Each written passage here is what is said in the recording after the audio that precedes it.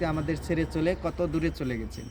সে কেমন আছে, কোথায় আছে এবং সমস্ত বৃত্তান্ত শুনতে শুনতে এই গোপীদের যে ভালোবাসা এবং প্রেম এই দেখে তখন উদ্ধব কী করেছিলেন, এখানে দাঁড়িয়ে উনি সেই চোখের জল ফেলেছিলেন। আর সেই চোখের জলেতেই ওই কুণ্ডটা সৃষ্টি হয়েছিলেন উদ্ধবের। তার জন্য এটার নাম দিচ্ছে উদ্ধব কুণ্ড। আর এই উদ্ধব কুণ্ডের জল সকলে মস্তকে ধারণ করতে হয়, শিরে ধারণ করে সকলে মনোবাঞ্ছা পূর্ণ হয়। বলো উদ্ধবজি ভগবান কি জয়। গৌর প্রেমানন্দে হরি হরি। সকালে জল নেন, নিচে নামবেন না, গাথা আছে। আমি সেটাইতেছি, দাঁড়াও। তুমি যাও না। আচ্ছা, এখানে সিটামু না? হ্যাঁ, সেটা দাও। এখন সকলে ঠিক আছে, এদিকে দিয়ে বসবো। সবাই ওখানে স্নান করবে। আগে কেউ কোনো প্রদীপ প্রদীপ কিনবে না, আমি সব কিনে দেবো, ঠিক আছে? ওখানে আগে স্নান করবে, স্নান করে নিচে তো জল পড়ছে, তো মাথায় জল আছে। কারো লাগলে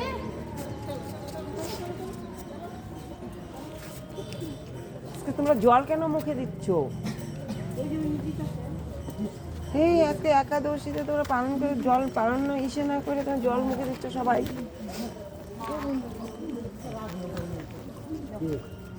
পূজা টুজা হবে, তারপরে তো জল টল মুখে দিবা। এটা উদ্ধব কুণ্ড।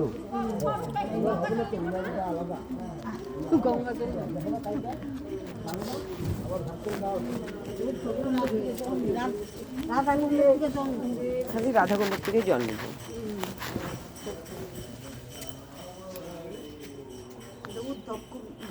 হ্যাঁ, উদ্ধব কুণ্ড। কি হলো ভিডিও, জলগুলো ইসে হয়ে গেছে।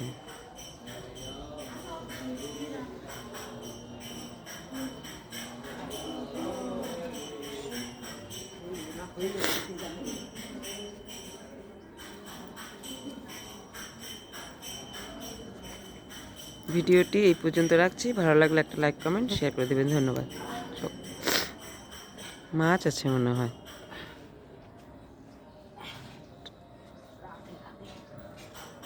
এই একটা ডাউক পাখি এসে বসলো।